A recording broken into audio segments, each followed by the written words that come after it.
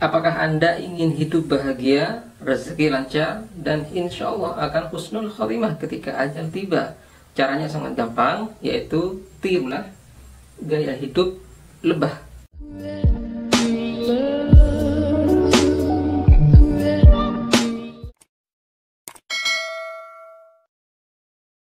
Assalamualaikum warahmatullahi wabarakatuh. Apa kabar teman-teman penonton Klik TV yang berbahagia? Nah, di video ini saya ingin meng-share sebuah informasi kepada Anda seputar keistimewaan lebah dalam Islam atau Al-Quran. Yang keistimewaan tersebut bisa menjadi inspirasi bagi kita dalam menjalani hidup yang bahagia, aman, damai, murah rezeki, dan insya Allah penuh dengan keberkahan. Jadi simak video ini sampai selesai ya. Bagi Anda yang belum subscribe, silahkan tekan dulu tombol subscribe dan loncengnya. Terima kasih. Lebah merupakan salah satu makhluk Allah Subhanahu wa taala yang diberi keistimewaan oleh Allah Subhanahu wa taala. Bukti keistimewaan tersebut salah satunya adalah dengan diabadikannya nama lebah menjadi nama sebuah surat dalam Al-Qur'an, yaitu An-Nahl. Keberadaan lebah di muka bumi bukanlah untuk merusak, melainkan untuk kemaslahatan dan kebaikan umat manusia dan seluruh makhluk hidup. Apa-apa yang dihasilkan oleh lebah adalah sesuatu yang bisa dijadikan obat herbal alami untuk kesehatan dan segala macam penyakit. Ya, madu merupakan salah satu herbal yang sudah dikenal sejak zaman dulu akan khasiatnya yang sangat dahsyat bagi kesehatan. Hal ini diterangkan langsung oleh Allah Subhanahu wa taala dalam surat An-Nahl ayat 69 yang artinya dari perut lebah itu keluar minuman madu yang bermacam-macam warnanya. Di dalamnya terdapat obat yang menyembuhkan bagi manusia. Sesungguhnya pada yang demikian itu benar-benar terdapat tanda kebesaran Tuhan bagi orang-orang yang memikirkan. Quran Surat An-Nahl ayat 69. Selain menghasilkan sesuatu yang sangat bermanfaat bagi manusia, keberadaan lebah tidaklah merusak apa yang dihinggapinya. Benar, lebah itu hinggap di bunga-bunga atau bebungaan dan buah-buahan, tetapi tidak sampai merusaknya. Tentang hal ini Rasulullah SAW bersabda yang artinya, sesungguhnya perumpamaan seorang mukmin seperti lebah, dia makan yang baik dan mengeluarkan yang baik, hinggap namun tidak memecah dan merusak. Hadis riwayat Ahmad. Nah, apa yang disampaikan oleh Nabi Muhammad SAW tersebut memberikan satu pelajaran penting bagi kita, umatnya, bahwa kita perlu meniru lebah dalam menjalani hidup agar bisa bahagia, aman, damai, rezeki lancar, dan bisa memberi manfaat bagi orang lain. Silahkan Anda renungkan dan resapi beberapa pelajaran atau hikmah yang bisa dipetik dari gaya hidup lebah sebagaimana digambarkan dalam hadis Nabi SAW tersebut. Di antaranya adalah sebagai berikut.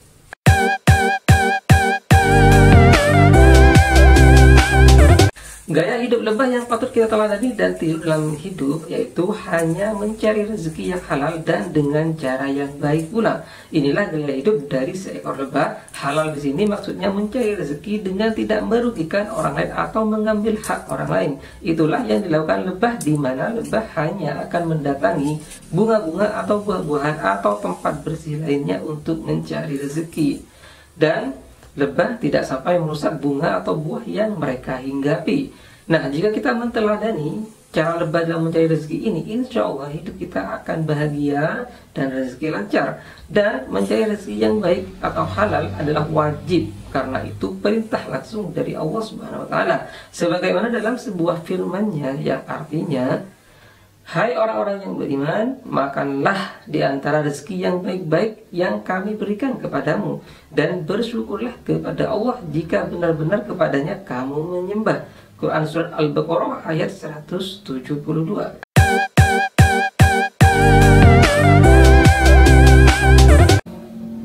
Kita, manusia, adalah makhluk sosial. Kita hidup berdampingan dengan orang lain.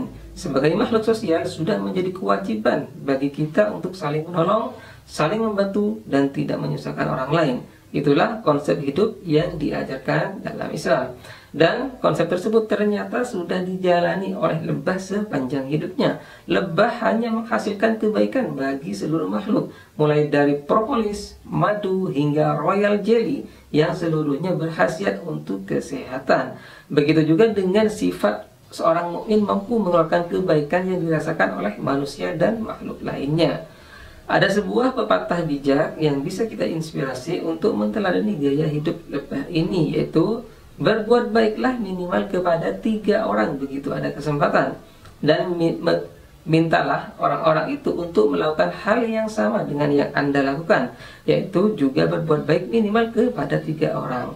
Dalam konsep Islam, memberikan manfaat kepada orang lain memiliki nilai pahala yang sangat besar, bahkan tidak akan putus walau kita sudah meninggal nanti. Sebab selama orang yang kita bantu itu melakukan kebaikan yang kita ajarkan, selama itu pula kita akan memperoleh aliran pahalanya. Bukankah dalam hadis jelas diterangkan bahwa ada 3 amal yang tidak putus sampai mati pahalanya, yaitu doa anak soleh, sedekah jariah, dan ilmu yang bermanfaat. Jadi tirulah gaya hidup lebah ini agar hidup kita bahagia dan rezeki lancar. Amin.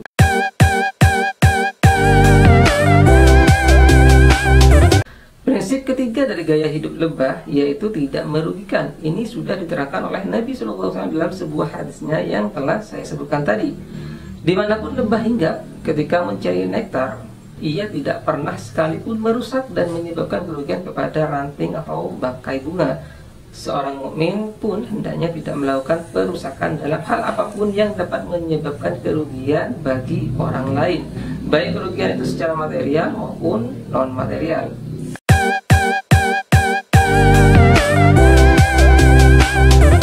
Hikmah terakhir yang dapat kita teladani dari gaya hidup lebah yaitu tidak merugikan atau melukai orang lain. Ya, lebah tidak akan mengganggu makhluk lain jika tidak dalam keadaan terancam. Dengan kata lain, lebah tidak melukai kecuali ia diganggu atau dirinya merasa terancam. Dengan meniru prinsip lebah ini, niscaya hidup kita akan aman, damai, bahagia, serta murah rezeki, insya Allah.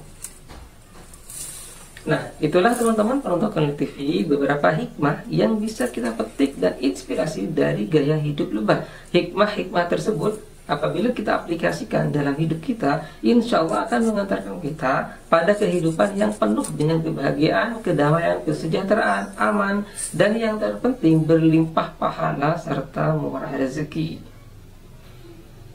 Maka barang siapa mengerjakan kebaikan sebesar zarrah, niscaya dia akan melihat balasannya. Quran Surat Al-Zalzalah ayat 7.